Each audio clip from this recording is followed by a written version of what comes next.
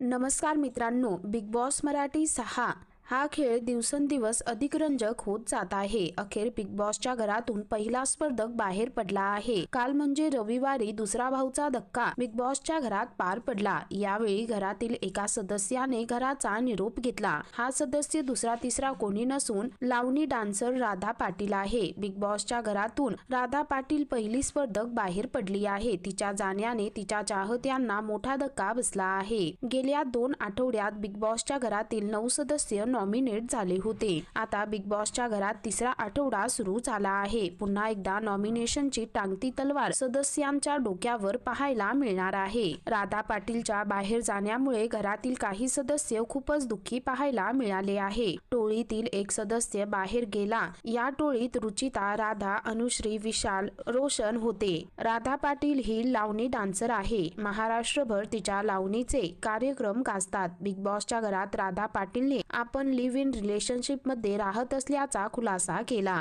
मात्र तिच्या जाण्याने तिच्या चाहत्यांना मोठा धक्का बसला आहे। तर मित्रांनो, या संदर्भामध्ये तुमची काय प्रतिक्रिया आहे खाली कमेंट करून नक्की कळवा।